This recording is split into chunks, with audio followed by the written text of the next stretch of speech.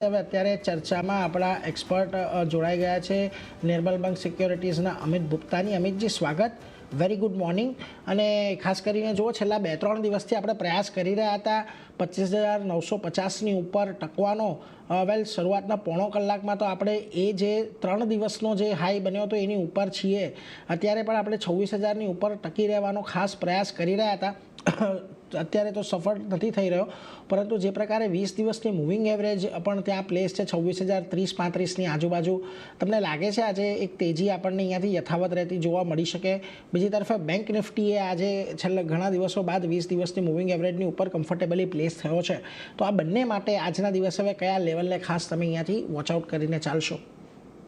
Good morning નીરજભાઈ. Overall જે હિસાબથી આપણે જોઈએ તો ગઈકાલના સેશનમાં જે આપણને રિવર્સલ થતા પણ જોવા મળ્યું છે લોઅર લેવલથી આપણે જોશું તો 25,700ના લેવલથી 25,700 નિફ્ટી સ્પોટનું લેવલ આપણે જોશું તો એ લેવલ પર કન્સિસ્ટન્ટલી આપણે જોઈ રહ્યા છીએ કે એનાથી પુટ રાઇટર્સની પોઝિશન જે બનેલી છે એ ઇન્ટેક્ટ છે અને ત્યાં એડિશન થતા આપણને કન્ટિન્યુઅસલી જોવા મળી છે.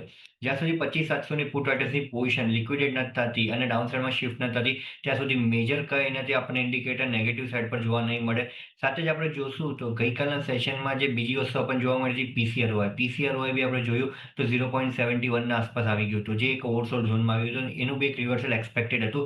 સો ઓવરઓલ આપણે જોઈએ તો જે હિસાબથી ઓઆઈની પોઝિશન બનતા પણ જોવા મળી છે એ કમ્પ્લીટલી એક પોઝિટિવ ફ્રન્ટ પર સ્વિચ થતા પણ જોવા મળી છે. હવે ગઈકાલના સેશનમાં એક ક્લોઝિંગ બાદ જે હિસાબથી પોઝિશન બનતા પણ જોવા મળી એ વસ્તુ જોવા મળી કે 25,800 થી 26,000ના સ્ટ્રાઇકમાં આપણે જોશું તો કોલ રાઇટર્સની પોઝિશન લિક્વિડેટ થતા પણ જોવા મળી. બટ અપસાઇડમાં જે મિનિમલ લેવલ પર એક પોઝિશન શિફ્ટ થતા પણ જોવા મળી છે કોલ રાઇટર્સની, એ 26,100ના સ્ટ્રાઇક પર છે. સો નિફ્ટી સ્પોટ હું કહીશ કે 2600ના ઉપર નીકળવું બહુ જ જરૂરી છે. બહુ ટાઈમ આપણે જોયું છે કે લોઅર લેવલથી જે આપણને રિવર્સલ્સ આવતા જોવા મળ્યા છે 2600 પર એક નિયર ટર્મ રેઝિસ્ટન્સ લેતા પણ જોવા મળ્યું છે. સો હું કહીશ કે નિફ્ટી સ્પોટ જેમ 26,100ના ઉપર નીકળે છે ત્યારબાદ એક કન્ફર્મેશન મળી જશે એક મોમેન્ટમ માટે માર્કેટમાં. બટ કરંટ સિચ્યુએશનથી જે હિસાબથી આપણે જોશું તો ઇન્ડેક્સ સ્પેસિફિક ફ્રન્ટ પર એનાથી થોડુંક એવું રેઝિસ્ટન્સ લેડ્યું છે અપસાઇડમાં.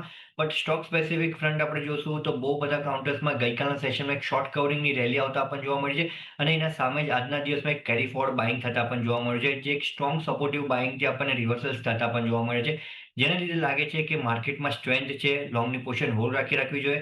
જ્યાં સુધી નિફ્ટીમાં ડાઉનસાઇડના લેવલ્સના બ્રેકડાઉન નથી આવતા ક્લોઝિંગ બેઝિસ પર ત્યાં સુધી એવું કોઈ મેજર સેન્ટિમેન્ટ નેગેટિવ ફ્રન્ટ પર લાગી નથી રહ્યું એનાથી લોંગની પોઝિશન ક્રિએટ કરી શકાય.